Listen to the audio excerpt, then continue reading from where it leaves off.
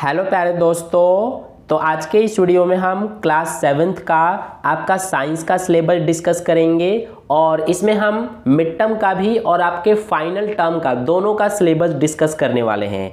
तो चलिए शुरू करते हैं। तो सबसे पहले यहाँ देखिए क्लास 6th का दिया हुआ है chapter number 4 getting to know plants और chapter number 6 living organisms the characteristics and habitats surroundings.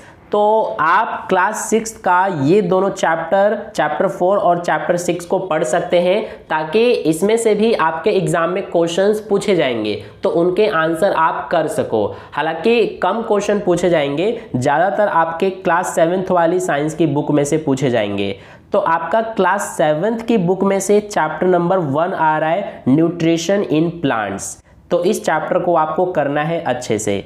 इसके बाद आगे चैप्टर नंबर देखिए 7 है जो कि क्लास 6 की साइंस की बुक में से है, तो इस चैप्टर को आपको करना है। इसके अलावा आपकी बुक में से यानी कि क्लास 7th की बुक में से आपका chapter number 9 motion and time, तो ये चैप्टर आपका मिड टर्म में आएगा। इसके अलावा आगे देखिए क्लास 6 का चैप्टर नंबर 9 जो है इलेक्ट्रिसिटी एंड सर्किट्स, तो ये आपका मिड टर्म में आएगा क्लास 6 की साइंस की बुक में से। और क्लास 7th वाली साइंस की बुक में से चैप्टर नंबर 10 आएगा electric current and it's effects. ठीक है, तो ये जितना भी मैंने आपको चैप्टर्स बता दिए हैं क्लास 6 और क्लास 7 दोनों के साइंस की बुक में से, तो ये आपके मिड टर्म एग्जाम का सिलेबस है। मिड टर्म एग्जाम में इन्हीं में से क्वेश्चंस पूछे जाएंगे।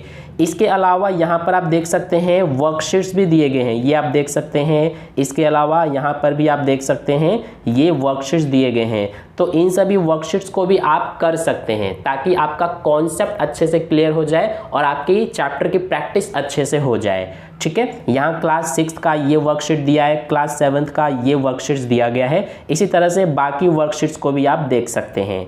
तो ये था आपका मिड टर्म का सिलेबस। अब मैं आपको फाइनल टर्म का सिलेबस बताने जा रहा हूँ एनुअल एग्जाम का। तो इससे पहले एक बात मेरी ध्यान से सुनना, जो अभी मैंने आपको मिड टर्म का सिलेबस बताया है ये सब आपके फाइनल टर्म के सिलेबस में भी आएगा, यानी कि फाइनल एग्जाम में भी जो अभी मैंने आपको चैप्टर्स बताए हैं इनमें से क्वेश्चंस पूछे जाएंगे फाइनल एग्जाम में भी। ठीक है, यानी कि मिड टर्म का सिलेबस फाइनल एग्जाम में भी इंक्लूड किया गया है। इसके अलावा कौन कौन से चैप्टर्स हैं वो देखिए। क्लास 6 का chapter number 1 components of food, ये आपका फाइनल टर्म में आएगा।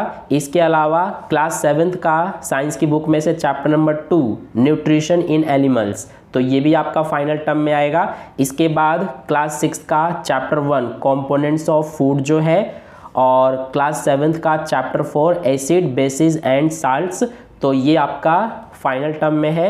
इसके बाद क्लास 6 का चैप्टर 8 और क्लास 7th का चैप्टर नंबर 11 लाइट वाला चैप्टर।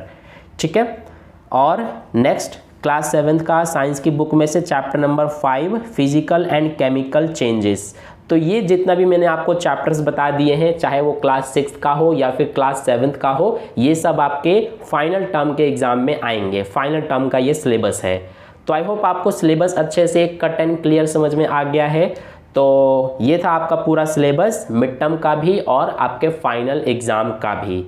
तो वीडियो अच्छा लगा तो लाइक कर देना, अपने दोस्तों के साथ भी शेयर कर देना, और चैनल को सब्सक्राइब नहीं किया है तो सब्सक्राइब करके बेल आइकन को प्रेस जरूर कर लेना ताकि नेक्स्ट वीडियो जैसे ही अपलोड की जाए तो उसका नोटिफिकेशन सबसे पहले आप तक पहुँच जाए।